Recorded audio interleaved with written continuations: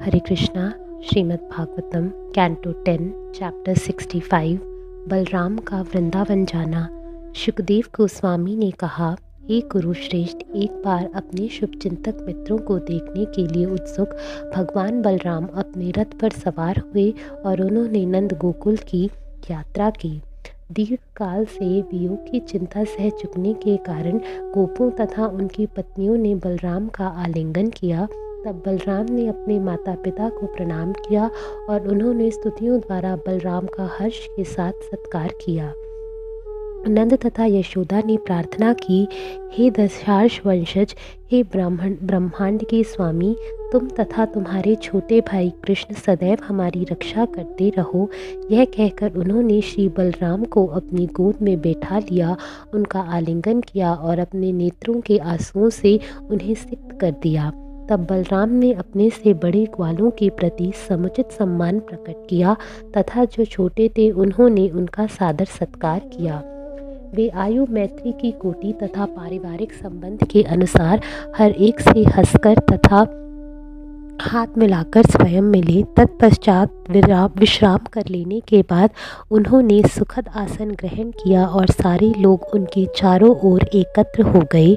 उनके प्रति प्रेम से रुद्ध वाणी में उन ग्वालों ने, जिन्होंने कमल नेत्र कृष्ण को सर्वस्व अर्पित कर दिया था, अपने द्वारका के प्रियजनों के स्वास्थ्य के विषय में पूछा। बदले में बलराम ने ग्वालों की कुशल मंगल के विषय में पूछा। ग्वालों ने कहा, हे राम, हमारे सारे संबंधी ठीक से तो है ना? और हे राम, क्या तुम सभी लोग अपनी पत्नियों तथा पुत्रों सहित अब भी हमें याद करते हो? यह हमारा परम सौभाग्य है कि पापी कंस मारा जा चुका है और हमारे प्रिय संबंधी मुक्त हो चुके हैं। हमारा यह भी सौभाग्य है कि हमारे संबंधियों ने अपने शत्रुओं को मार डाला है और पराजित कर दिया है तथा एक विशाल दुर्ग में पूर्ण सुरक्षा प्राप्त कर ली है। सुखदेव गोस्वामी ने आगे कहा, भगवान बलराम के साक्षात दर्शन से गौरवान्वित हुई गोपियों ने हंसते हुए उनसे पूछा, नगर की स्त्रियों के प्राण प्रिय कृष्ण सुखपूर्वक तो है? क्या वे अपने परिवार वालों को, विशेषतया अपने माता पिता को याद करते हैं? क्या आपके विचार में अपनी माता को एक बार भी देखने वापस आएंगे? और क्या बलशाली भुजाओं वाले कृष्ण हमारे द्वारा सदा की गई सेवा का स्मरण करते हैं? हे दशार्ष, हमने कृष्ण की खातिर अपनी माताओं, पिताओं, भाइयों, पतियों, पुत्रों तथा बहनों का भी परित्याग कर दिया। यद्यपि इन पारिवारिक संबंधों का परित्याग कर पाना कठिन है, किंतु हे प्रभु, अब उन्हीं कृष्ण ने सहसा हम सबों को त्याग कर हमारे साथ के समस्त स्नेह बंधनों को तोड़ दिया है और वे चले गए हैं। और ऐसे में कोई स्त्री उनके वादों पर कैसे विश्वास कर सकती है? नगर की बुद्धिमान स्त्रियां ऐसे व्यक्ति के वचनों पर कैसे विश्वास कर सकती हैं जिसका हृदय इतना अस्थिर है और जो अत्यंत कृतज्ञ है? वे उन पर इसलिए विश्वास कर लेती थी क्योंकि वे इतने अद्भुत ढंग से बोलते हैं और उनकी सुंदर हंसी से युक्त चितवनी काम वासना जगा देती है। हे गोपियों, उनके विषय में बात करने में क्यों पड़ी हो? कृपा करके किसी अन्य विषय पर बात चलाओ। यदि वे हमारे बिना अपना समय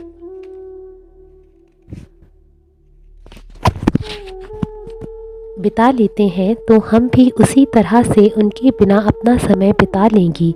ये शब्द कहती हुई तरुण गोपियों को भगवान शौर्य की हंसी, अपने साथ उनकी मोहक बातें, उनकी आकर्षक चितवनी, उनके चलने का ढंग और उनके प्रेमपूर्ण आलिंगनों का स्मरण हो आया।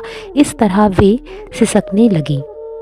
सबों को आकृष्ट करने वाले भगवान बलराम ने नाना प्रकार से समझाने बुझाने में पटु होने के कारण गोपियों को भगवान कृष्ण द्वारा उनके साथ भेजे हुए गुप्त संदेश सुनाकर उन्हें धीरज बंधाया। ये संदेश गोपियों के हृदयों के भीतर तक छू गए। भगवान बलराम वहाँ मधु, चैत्र तथा माधव वैशाख 2 मास तक रहे और रात में अपनी गोपिका मित्रों को माधुर्य आनंद प्रदान करते रहे। अनेक स्त्रियों के संग भगवान बलराम ने यमुना नदी के तट पर एक उद्यान में रमण किया। यह उद्यान पूर्ण चंद्रमा की किरणों से नहलाया हुआ था और रात में खिलती कुमुदनियों की सुगंध ले जाने वाली मंद वायु के द्वारा स्पृशित था। वरुण देव द्वारा भेजी गई दैवी वारुणी मदिरा एक वृक्ष के खोखले छिद्र से बह निकली और अपनी मधुर गंध से सारे जंगल को और अधिक सुगंधित बना दिया। वायु इस मधुर पेय की धारा की सुगंध को बलराम के पास ले गई और जब उन्होंने उसे सूंघा तो वे वृक्ष के पास गए। वहां उन्होंने तथा उनकी संगनियों ने उसका पान किया। जब गंधर्व गण उनका यशोगान कर रहे थे तो भगवान बलराम तरुण स्त्रियों के तेजोमय वृत्त के मध्य रमण कर रहे थे। वे इंद्र के शानदार हाथी ऐरावत जो हाथियों के झुंड में रमण कर रहा हो की तरह लग रहे थे। उस समय आकाश में दुगदुगियां बजने लगीं। गंधर्वों ने प्रसन्नता पूर्वक फूलों की वर्षा की और मुनियों ने भगवान बलराम की वीरतापूर्ण कार्यों की प्रशंसा की। जब उनके कार्यों का गान हो रहा था तो हयायुध मदोन्मत्त जैसे होकर अपनी संगनियों के संग विविध जंगलों में घूम रहे थे। उनकी आंखें नशे में चूर थीं। हर्ष से उन्मत्त बलराम फूल मालाओं से खेल रहे थे। इसमें सुप्रसिद्ध वैजंती माला सम्मिलित थी। वे कान में एक कुंडल पहने थे और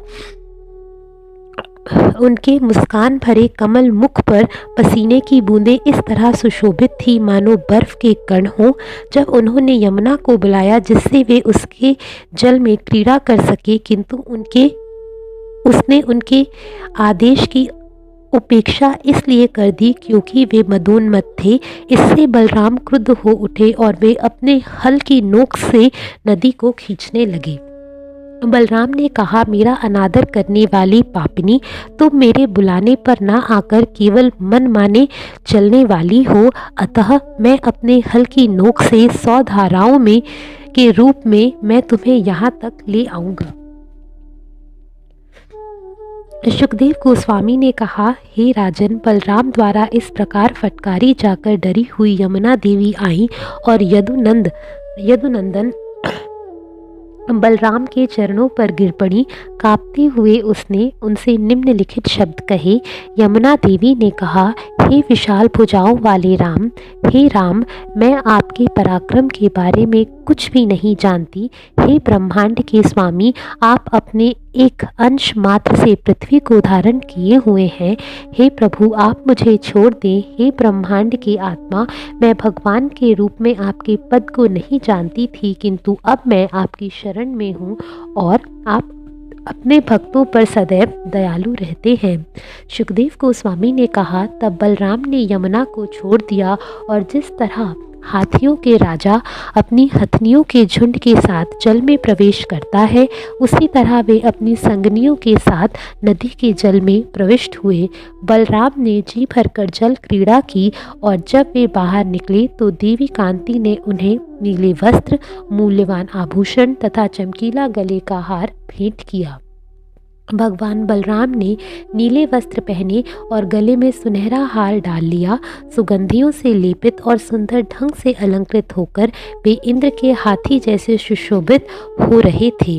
हे राजन, आज भी यह देखा जा सकता है कि किस तरह यमुना अनेक धाराओं में होकर बहती है, जो असीम बलशाली बलराम द्वारा खींचे जाने पर बन गई थी।